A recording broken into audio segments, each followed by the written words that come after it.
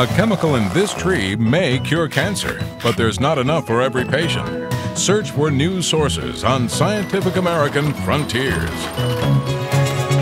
Also, Hot Wheels designed by users take the lead in the Boston Marathon.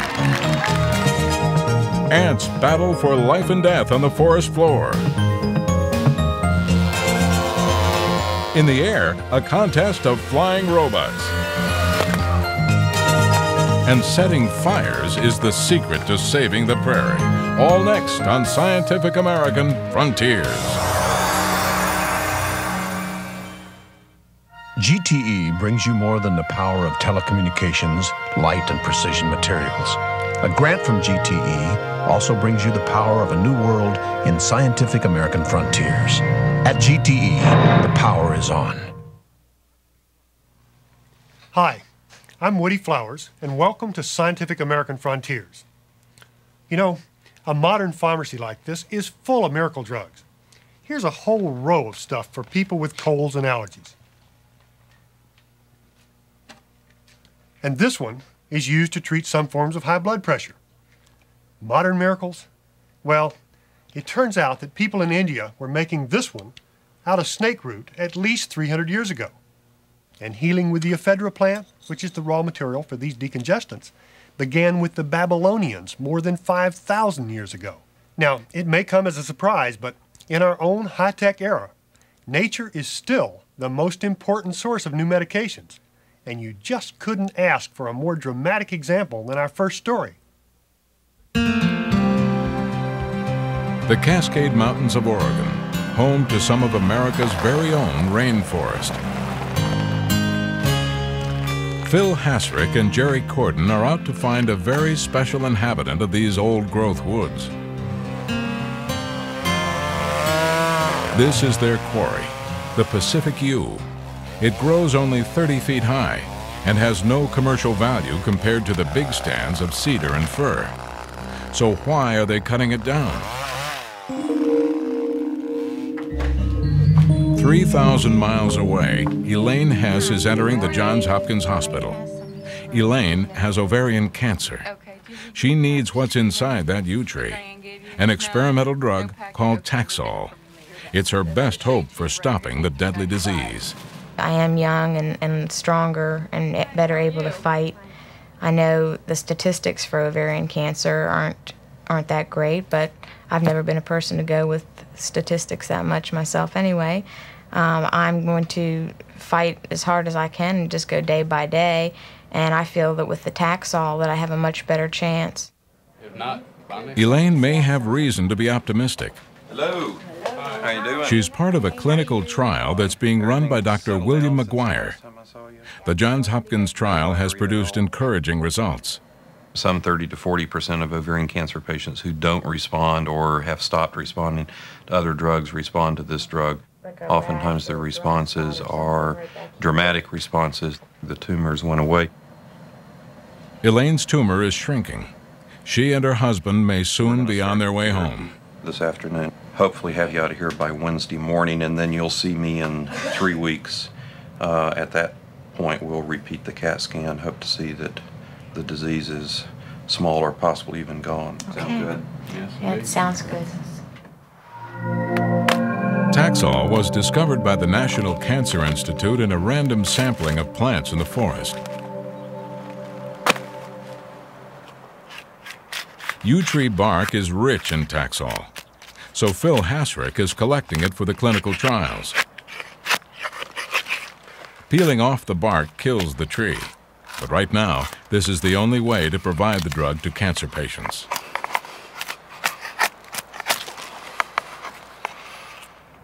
And this is the distilled essence of that yew bark, 200 milligrams of the refined drug Taxol, today's prescribed dose for Elaine Hess's chemotherapy.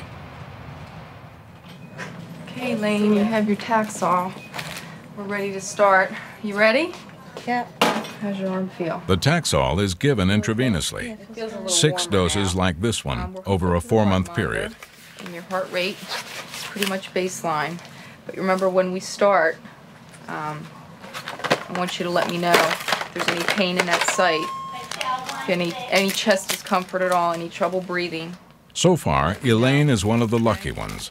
She's not cured yet, but for her and the 20,000 American women diagnosed each year with ovarian cancer, Taxol is the one promising medicine on the horizon. But behind this exciting potential looms a serious problem. If Taxol succeeds here, there may not be enough of it to treat more women like Elaine. The problem lies in the old-growth forests scattered throughout the Pacific Northwest. For the past 80 years, these virgin stands have been cut for their timber. The efficient modern method is clear-cutting. These areas will be replanted, but only with 1 or 2 commercially valuable species. The rich diversity of plant life that was here, including the yew, is gone. Prior to the finding of Taxol, the yew tree was considered a nuisance species, to the point where no one had any idea how many trees were in the forest. They were regarded as a menace. They would cut them down, or they would try and lay the big trees down on top of them and use them for a cushion so that the big trees didn't get broken as they fell. In just 2 years, all that has changed completely. The Pacific yew is now a very valuable tree. So Phil Hasrick's company, Hauser Northwest, hustles into the forest before they're clear-cut to remove the bark. But even this is no real solution. As the yew is removed, no one is replacing what is taken. The wild supply of the drug is being diminished. Even if all the yew trees are harvested, there will not be enough Taxol to meet future demand. That's because it takes a lot of bark to make a little Taxol. At Hauser Northwest Collection Center, thousands of yew trees are stripped and reduced to handfuls of bark chips. It takes about 30 trees to fill this box with chips, and that's only enough to treat 10 women with ovarian cancer. Why was it when it came out of the dryer? It was close to 12%. I'm sure it's marked on the box. If Taxol also proves to be effective against lung and breast cancer, 10 times more bark will be needed. If this drug is a success, we're going to have a problem. The demand for the drug and the demand on harvesting it from the forest will increase as much as possible. I don't think there's a limit to how much that they can take, and for that reason I think that we have to find alternatives as soon as possible so that we can be out of here and that we can not damage the species irreparably. One alternative is to grow the yew. Here in Corvallis, Oregon, the U.S. Forest Service project is planting cuttings from wild trees under controlled conditions. Researcher Nan Vance's goal is to find out how to cultivate the trees for maximum Taxol production. But growing these cuttings into mature trees will take 80 years. That's when the bark will be ready for harvest.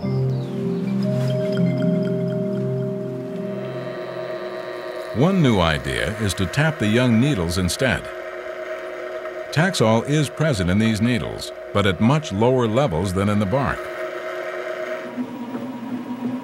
New work suggests that this approach could lead to a renewable source of the drug if researchers can grow high-yielding yew needles.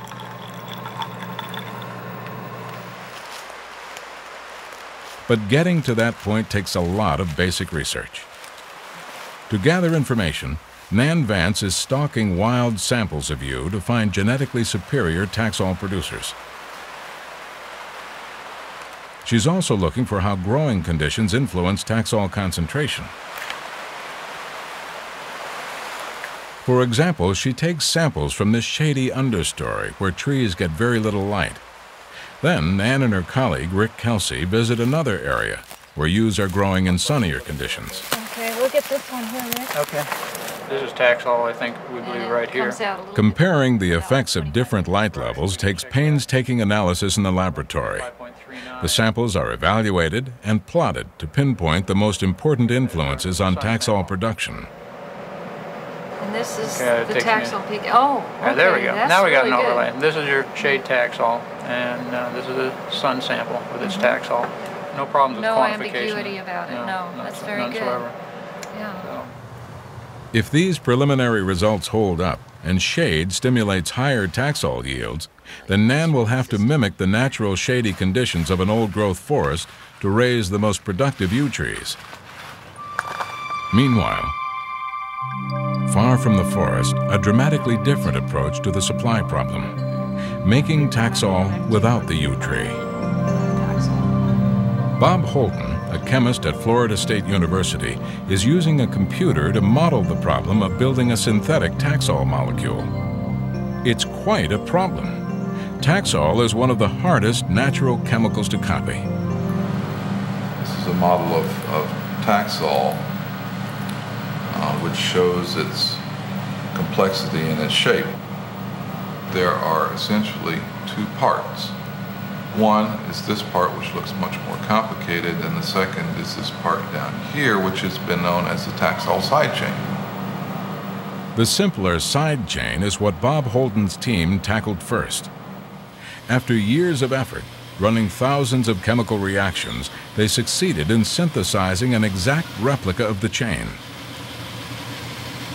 But the more complex main ring remains out of reach. So Holton has gone back to nature to get some help. There's another naturally occurring molecule known as Baccatin-3, which is identical to Taxol, except there is no side chain.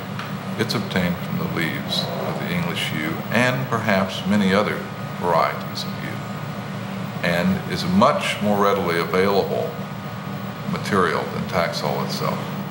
So what we have done is gone ahead to develop a procedure to attach the side chain here to Baccatin-3 to make Taxol. Thanks to Bob Holton's insight, a whole new source can now be tapped to make Taxol, and it lies as close as our own backyards.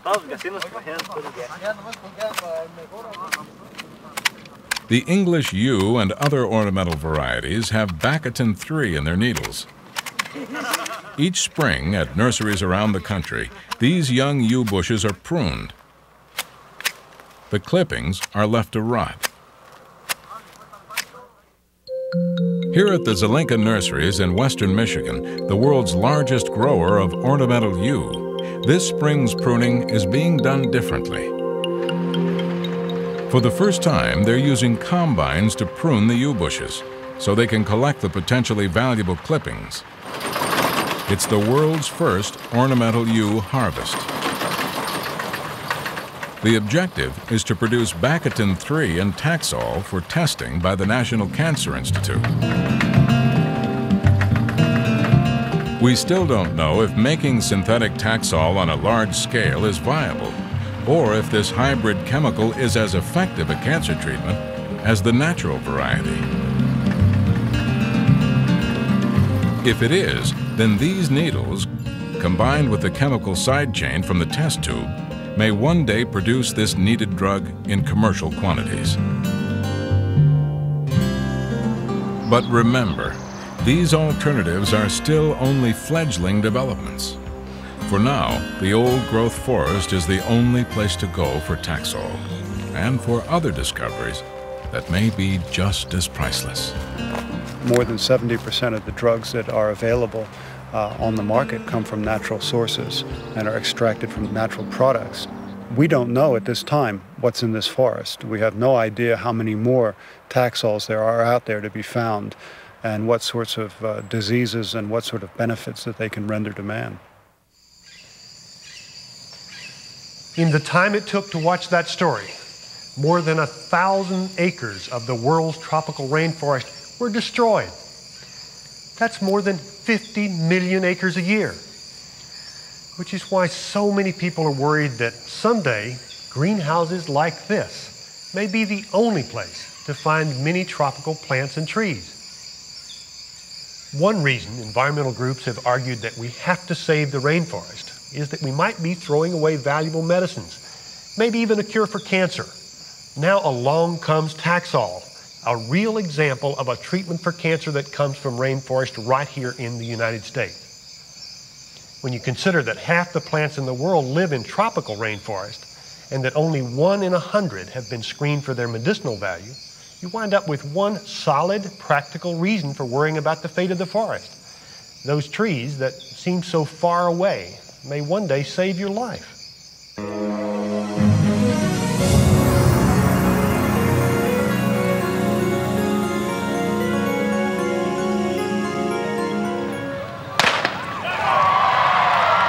The starting gun of the Boston Marathon, one of the world's premier sporting events. Just to make this field, you need legs of steel. But some competitors can't use their legs at all. Paralyzed by injury or disease, these racers will pull themselves through 26 miles in wheelchairs. Hey, how you doing, man? Like every runner here, they have to be in top physical form. But to win in this division, they also need hot wheels. Fast chairs are part of a design revolution, a profound change that's been engineered by wheelchair users themselves. One of these user designers is Rainer Kuschall. He didn't set out to be an engineer, but life left him no alternative. When you're very limited, you have only two choices: to go forward or stay how you are. And suddenly one day comes, you say, well, I have to do something in my life. Which way do I go? And I went the positive thinking way. Watching Rainer work out in his native Switzerland today, it's hard to believe that a diving accident 26 years ago left him virtually paralyzed. His long recovery was made even more difficult by the wheelchair he was given. It's tough to push that conventional wheelchair, even up a ramp, as Rainer's associate demonstrates. As for climbing over curbs, forget it. At 50 pounds, the chair's too heavy, and the main wheels are so far back that steering and maneuvering are really tricky. For Frontiers, Rainer reluctantly agreed to get back into the old standard wheelchair. All the discomfort and dissatisfaction he experienced years ago came back as forcefully as ever. My seat position is not good enough. My legs so much forward. The mobility is absolutely eliminated, so I feel real disabled. Rainer refused to endure these limitations. 10 years ago, he decided there was only one thing to do: design his own wheelchair. I feel free, maneuverable. Only like that I'm able to be active. I think, as you saw me before, I never have a chance to survive outside. The standard wheelchair is heavy and high off the ground. Rainer's chair is lighter, lower to the ground, and most important, the back wheels are directly beneath the seat. That makes it easier to maneuver the chair and to get more power into each push. Today, Rainer is a world leader in wheelchair design, and he operates a factory in Basel. The engineering changes he made are simple enough, but they make a big difference because they come from a personal understanding of wheelchair riders' needs.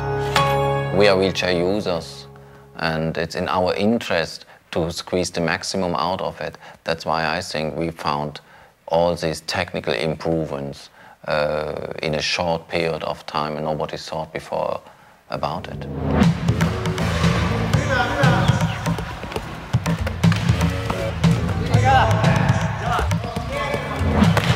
Thanks to Rainer and a handful of other user designers, wheelchair riders can now tackle just about any sport they choose.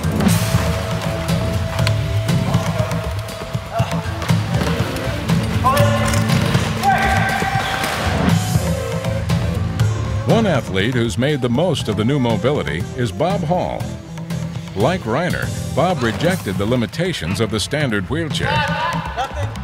I found that the wheelchair was the most disabling aspect of my being, and that it really held me back. It was made not to be used for any purpose, but just to sit there, and I wanted to move and move fast. In 1975, Bob became the first athlete to complete the Boston Marathon in a wheelchair. That first ride was in this conventional chair, but he too became a user designer and built this racing chair. The back wheels are angled. That puts the tops within reach for a power push while providing maximum stability at the bottom. Bob's latest is this three-wheeler. A mere 17 pounds, it's been clocked at 40 miles per hour. Simulate the length of this. 3 weeks before the marathon, Bob is struggling to come up with the extra edge of speed that could make him the winner.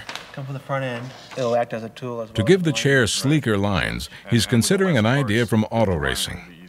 Taper the squared-off back, so the whole frame becomes a streamlined diamond. And to reduce the weight, Bob's got another trick. For the first time ever, he's fashioning a wheelchair frame from titanium. It's an idea he got from racing bikes, which use titanium because it's light but extremely strong. With some delicate finishing work, the diamond frame is completed. And to get the most of the new design, Bob's bringing in a top young racer. Straight up. I've been working out for quite a few years now. He's Craig Blanchett, featured in this Nike commercial. I found it's easier to stay in shape when I do a lot of different things. That way I never get bored. Craig is a genuine sports star who's making it big. So I never quit.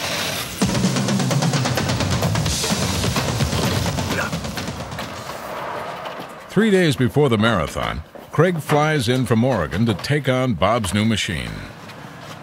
How light is it? What do you think?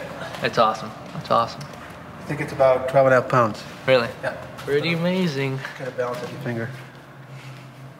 That's the real test. Craig's usual event is sprinting, and he discovers he can really fly in this chair.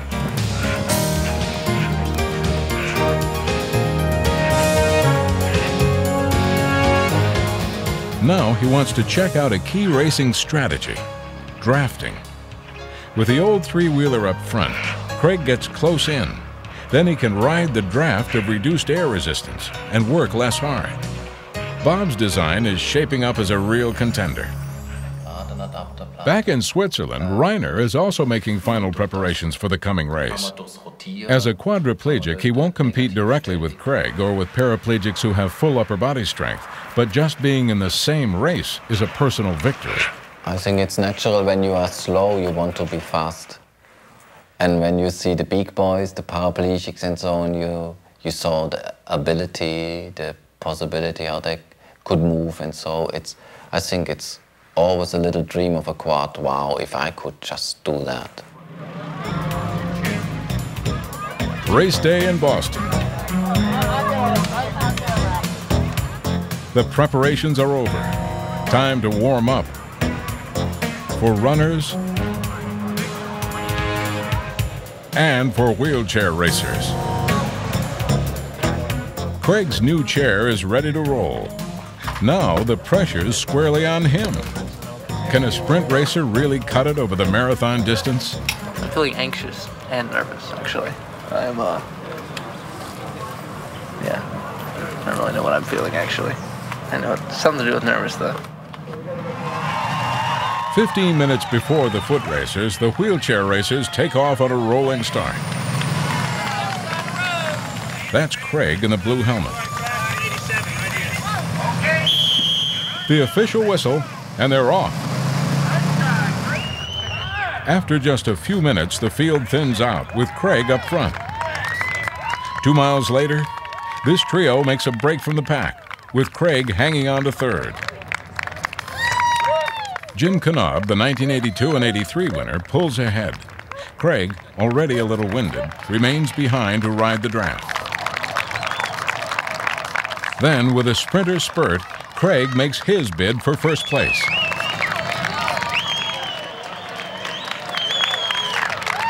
Soon, it's just a two-man race, with Jim and Craig trading first place.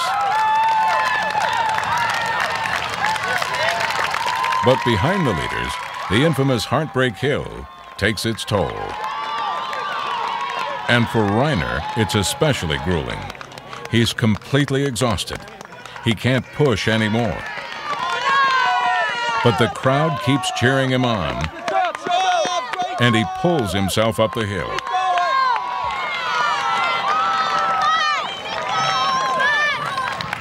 Meanwhile, at the front, Jim Knob begins to pull away from Craig. In a distance event, you've got to know how to pace yourself. Craig's fast chair can't make up for his inexperience. And the veteran wins his third race. He's wheeled 26 miles in 1 hour, 30 minutes. 4 minutes later, Craig comes in second. An outstanding finish for his first shot at a major marathon. Basically, all I did was just try to hold on a second. I dialed 911. Reiner finishes in a respectable 3 hours. His bravery and persistence paid off. It's the hardest race I ever did. These hills takes everything out of you. It was unbelievable, the crowds. These people are absolutely crazy. So I never could allow me to give up. The new mobility has progressed so far that a 100-year-old foot race now has 2 winners. And as user-designed technology becomes available to all disabled people, everybody wins.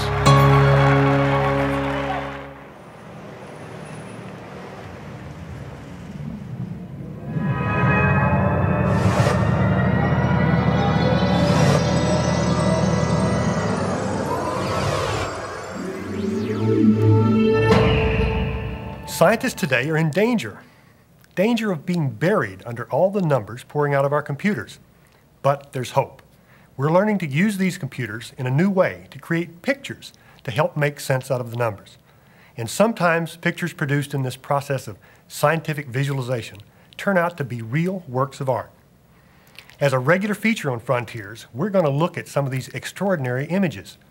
They may come from microscopes, sensors, TV cameras, or computer animation. What they have in common is enabling us to see something marvelous that we couldn't see any other way. This time, we travel inside a severe thunderstorm. Courtesy of the National Center for Supercomputing Applications at the University of Illinois, we get kind of an X-ray view of how a storm builds up. This would be where we drive right into the tornado, so be very, very careful. CG. Rapid circulation, right overhead. Slow down, Neil. Stop.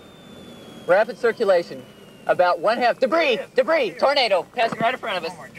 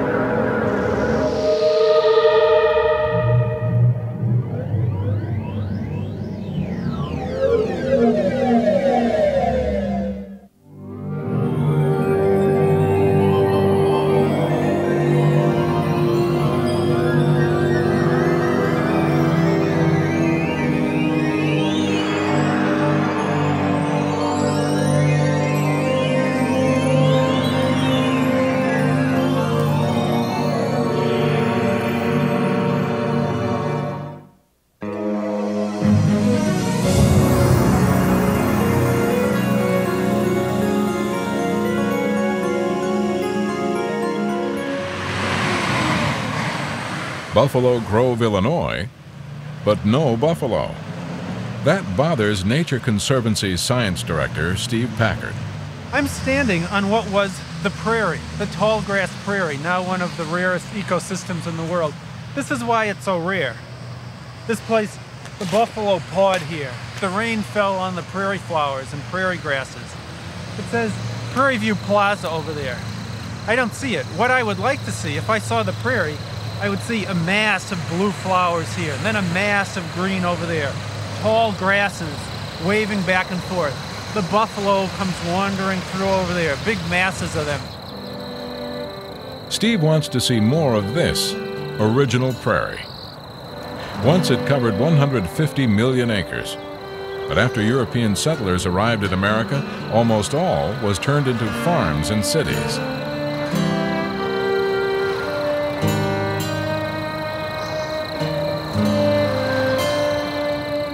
Just a few isolated patches like this remain, hemmed in by trees. It's time to do something about it. And a lot of people agree. Today, They meet on public land near Chicago. What our goal here is, on this little piece, this little 600 acres, is to put it back the way it was when the buffalo walked across this ground 200 years ago, 2,000 years ago, 8,000 years ago. They won't be tearing down farms and cities, but they will attack something else that replaced the prairie: forests. Every tree in sight comes from Europe or Asia, brought in by settlers.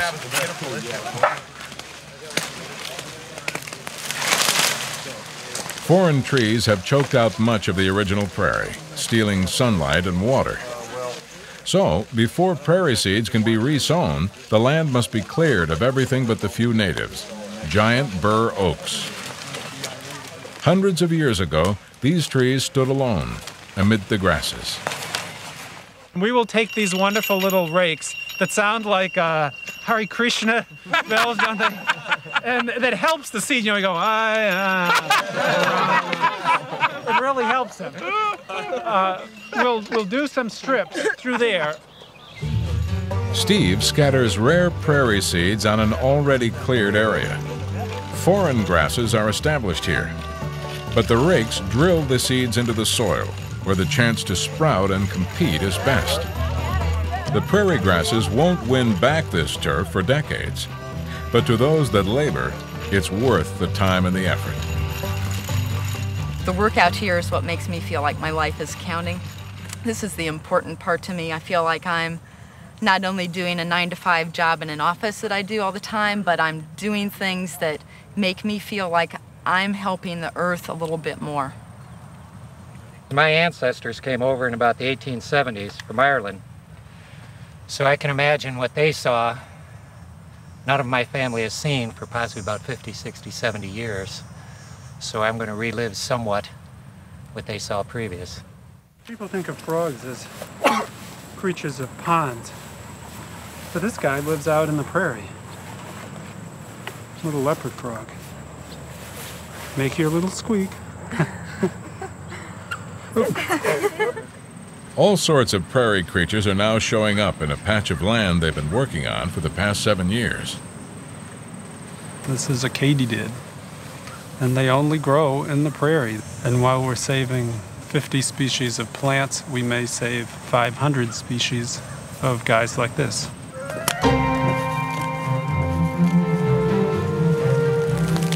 And even fire has a place in bringing the land back to life. Winter's over, and underneath the carpet of dead grass, there's a prairie waiting to get out. These are the weed grasses. These are the ones that we don't want.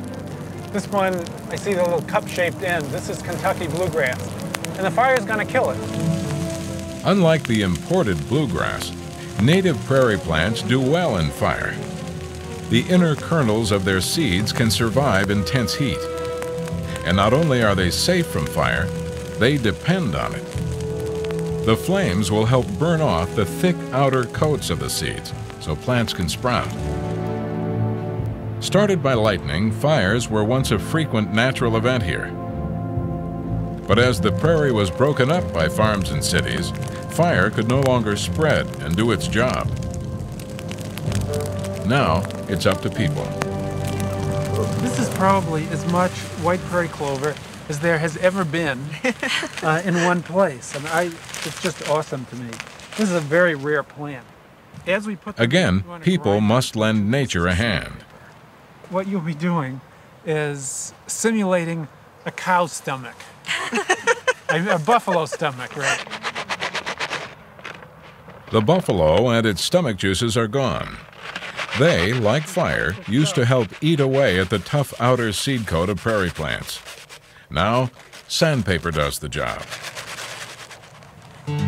The best time to plant is when the ground is still warm from the fire. To restore the prairie is a long-term battle. Every year, the seeds of foreign species will blow in and try to take root. But so far, the prairie shows signs of winning. This is wild quinine, wonderful little rare prairie species. This is early goldenrod. Not the weedy goldenrod you might find down the street, but a nice prairie one. This Indian grass is in bloom. All the little yellow stamens hanging out. This is a patch here. There's a patch over there. There's a patch over the other side of this hill. It's going to make seeds like crazy. They're going to blow all over the place. Pretty soon, the prairie is on the way back.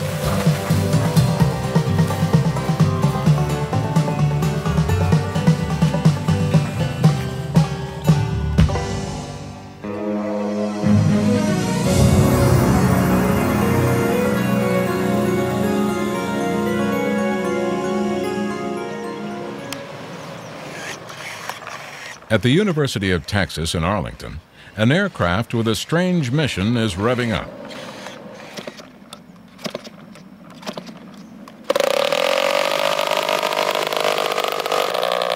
Today, pilot Steve Spence plans to fly the vehicle using a radio-controlled joystick.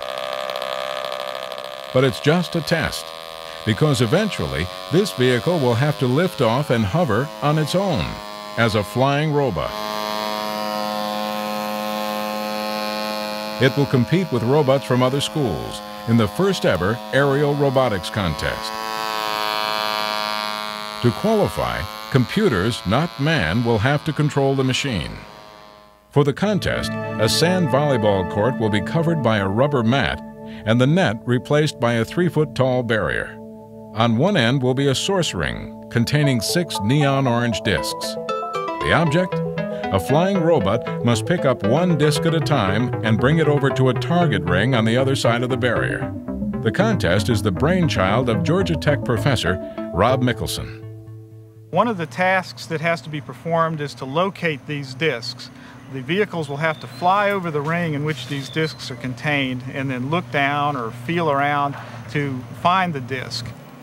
Back in Texas, they're testing a small search camera attached to the bottom of the robot. Okay, David, bring it in. The camera sends its picture to a computer. Okay, slowly now. Okay, track 1. When the faint white lines cross, the computer has recognized a disc. Now, the robot has to pick it up. These discs have been designed so that they can be picked up with a suction device, some sort of tactile grabbing device, or they can be picked up magnetically. A pulley draws the magnet and disc up to the base of the vehicle, where they sit until the robot navigates its way to the target ring. Navigating may be one of the easier tasks that has to be done because the teams are allowed to set up navigation devices around the arena. Texas is sending sonar signals to a receiver that will eventually go on the robot. Okay, stop. Okay, go back towards the center. Signals are sent out by 6 sonar beacons. As the vehicle moves, the distance each signal travels will change. An onboard computer calculates position based on the changing distances and tells the robot where to go next. Okay, stop. Now do the rotate. Sonar is nothing new. The hard part is programming the robot's onboard computer. It has to interpret the navigation data and control everything else the robot does. And because it's a contest, the work goes on in secret. Some of the schools are probably doing things that are totally different than what we're thinking about, and it gets your adrenaline going. In San Luis Obispo, Cal Poly is building a hovercraft. Okay, well, as you can see here, we're running on a Briggs & Stratton 3.5 horsepower motor. It's just turning this plastic fan blade. It's much like a standard lawnmower would do. It even starts like a lawnmower.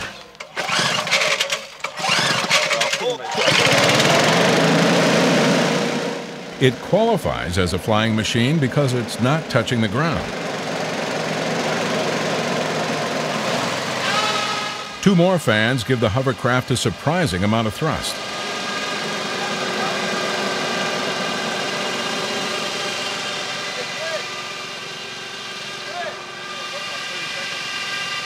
The hovercraft is speedy and stable, but it can't fly over a ring. The team plans to throw in a claw to pluck out the discs. The claw is part of a 5-foot-tall arm they're attaching to the top of the robot.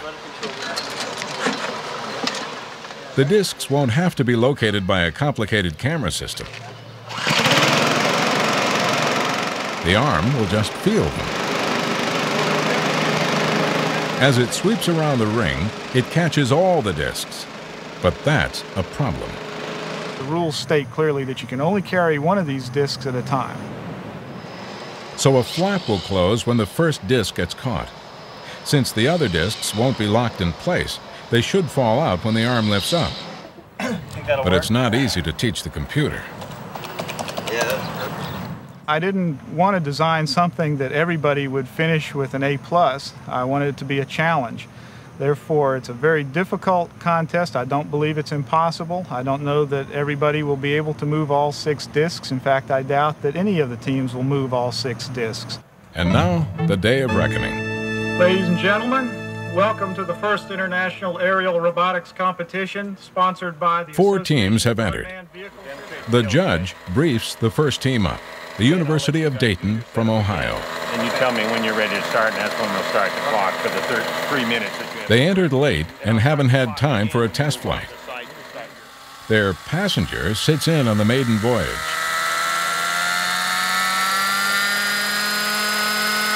The vehicle is a helicopter, run on gasoline, and controlled by computer. Or not controlled, as it turns out.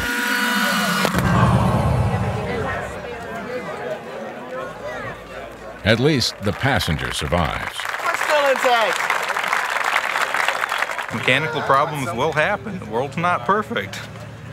We just didn't have it balanced out quite well enough, and the computer couldn't control it. I'd like my whole team to come up here, please. Next, the hometown team, Georgia Tech, has a sad announcement. We've been working almost night and day for the last 3 or 4 months, and as of 4:30 this morning, had an engine failure that we just couldn't recover from.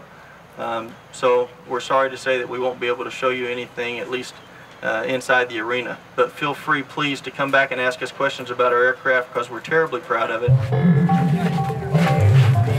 The unwieldy hovercraft is brought in by Cal Poly team members.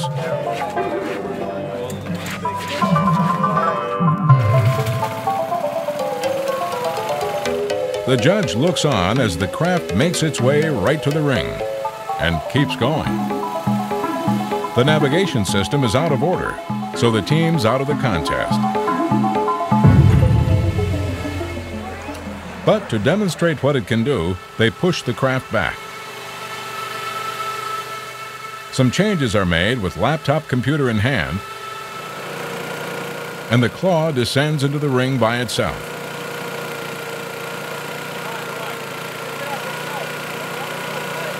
It sweeps over the bottom, feeling all 6 discs.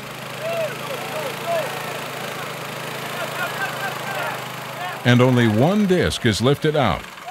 The robot's arm works perfectly. We did pretty well. The control system works, and the arms works. It's just a little bit more fiddling with it, and we'll probably have a working system. Next up, Texas. When you have to let your baby go, it's like parents kicking their kids out the house. It's gone. It's all on its own now. Sonar beacons on the fence. The receiver on board.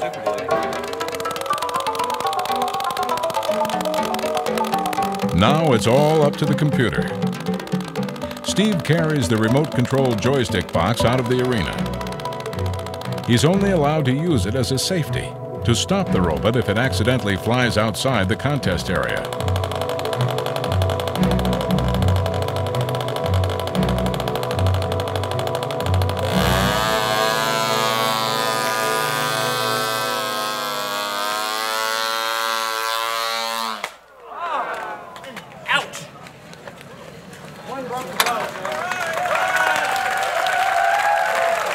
In its rather short flight, the Texas robot actually accomplished a lot.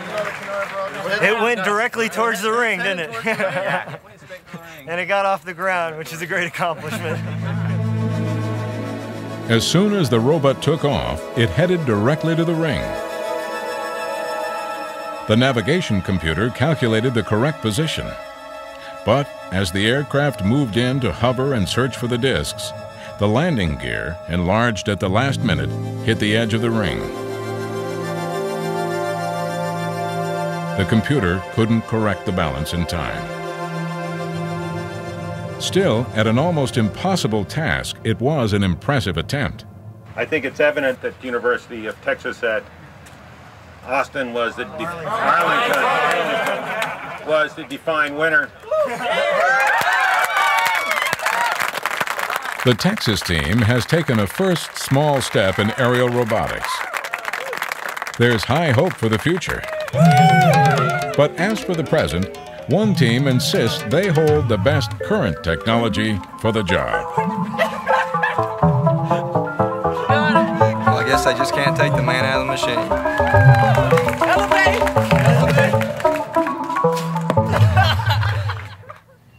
In mechanical engineering, we have a technical expression for the robot performance you just saw: crashing and burning. Now, I'm not saying that to make fun of the students.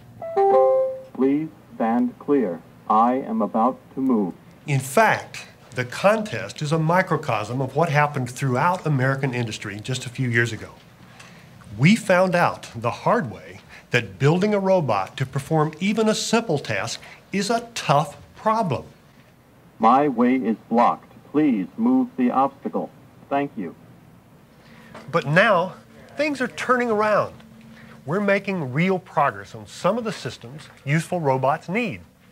Vision, navigation.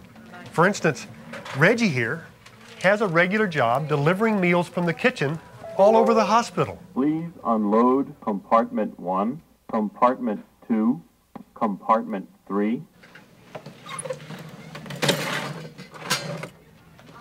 Sure. We're still a long way from the androids you see on science fiction shows, but I'll bet that most of us will encounter some kind of robot worker like Reggie sooner than you think.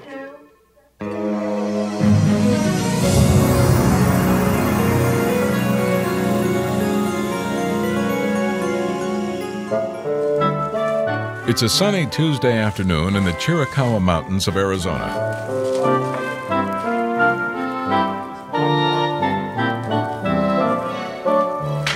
And there's a strange group of people who are looking for something. Well, we got a colony here with the queen and brood, unless she got away. She certainly was under the rock. It's very dusty now. Yes, believe it or not, this is a hunting trip for ants. Howard Topoff and his students at the Southwest Research Center know exactly where to find them, which is about everywhere. But they're after just one particular kind. The vast majority of ants can take care of themselves. But a small group have lost all those abilities. They become parasites. They can't get any food for themselves. They can't clean their nest. They can't feed their young. They can't feed their queen. The only adaptation they seem to have left is the unique ability to get other ants to do all these jobs for them. And these are the crafty parasite ants. They're called Polyergus, red in color, about 1/4 inch long, and ruthless. The Polyergus parasites are good at just one thing: making war. How are the ratings? Yep, there they go, right up here. Practically every afternoon, not just Tuesdays, the parasite ants send out their armies. As the marauding hordes stream over any obstacle, other ants in the forest are cowering in their nests. Who's going to get hit today?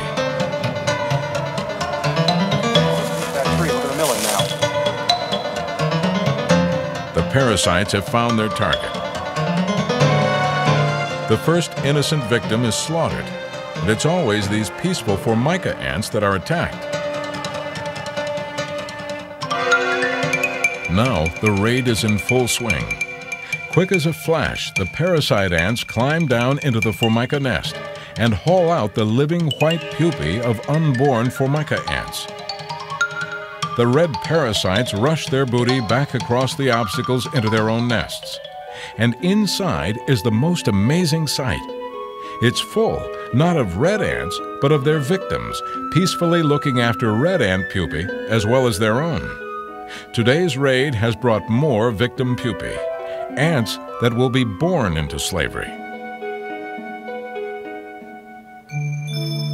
In his lab, Howard studies this strange relationship. The Formica victims are well armed. They give off poisonous formic acid. And so do the red Polyergus parasites. But look what happens when the two types meet. In this test, they will be kept apart with a wire mesh, but they can still use their chemicals on each other. 1 or 2 out, but I think we have our 10 ants inside. The result is always the same. Even though they both have the same weapons, it's clear that the Formica victims are not doing well out of the exchange. After just a few minutes, all the Formica workers are dead, and all the Polyergus workers are still running around. This suggests to us that the Formica workers are indeed sensitive to this noxious chemical formic acid. The Polyergus couldn't care less. They seem to be virtually immune to it. The parasites are unbeatable, and they're superbly organized, too. This scout has just begun scouting, and it's kept a relatively straight line from the nest, moving in a southwest direction. It hasn't even started to look for a Formica nest yet. Every day, parasite scouts move out in different directions to look for victims. Now, this one is about 100 feet out. She starts circling around and making loop-de-loops and running on a kind of a tortuous path. Now she's actually looking for a Formica nest, and as she moves, she sticks her head, sort of pokes her head underneath rocks and leaf litter and underneath fallen logs.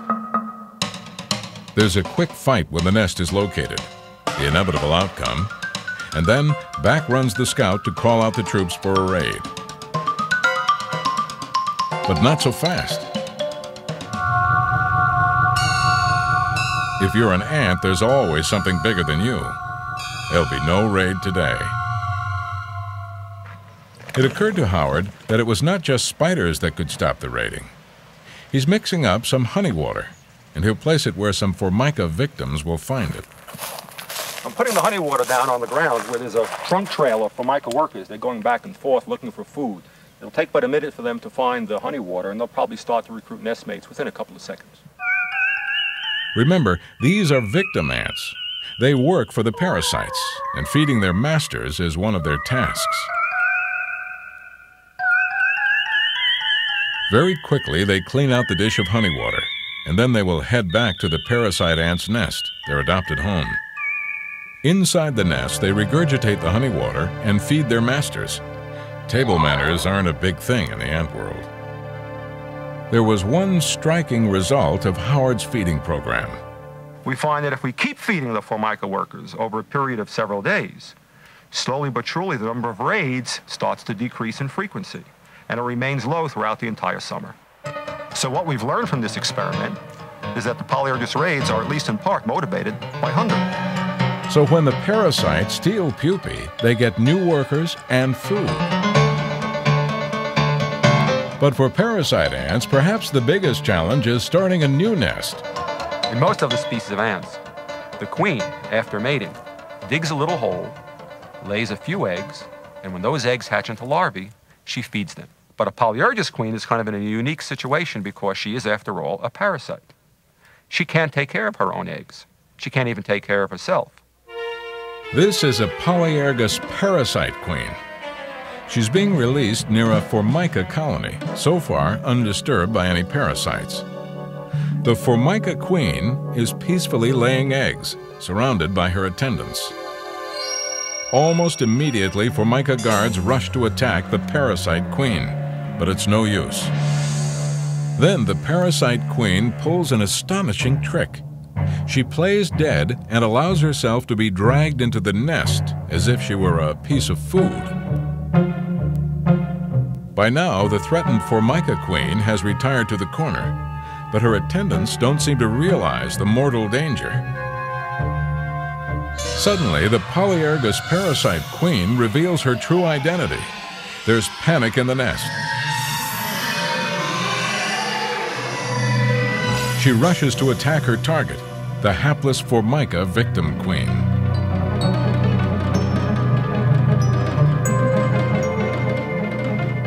The fight between the Polyergus and the Formica queen is very, very prolonged, very, very brutal, and very, very intense.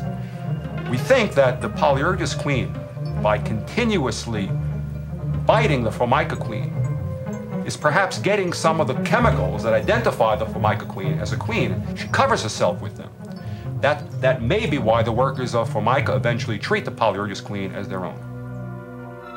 The battle royal took over 15 minutes, but the Formica queen was doomed from the start. She's dragged away by her own offspring, who have become a peaceful new nest of victims, ruled over by the parasite queen.